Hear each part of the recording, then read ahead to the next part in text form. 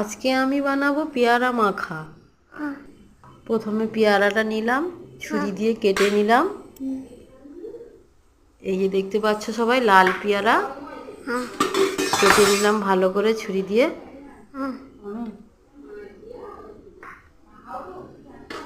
এই যে লাল পেয়ারা ভালো করে ছোট ছোট করে টুকরো করে কেটে নিতে হবে।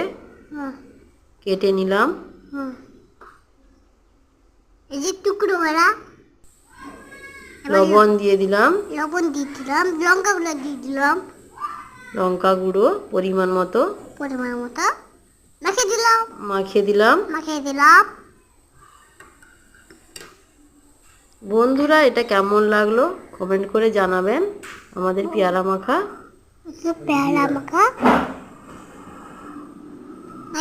লঙ্কা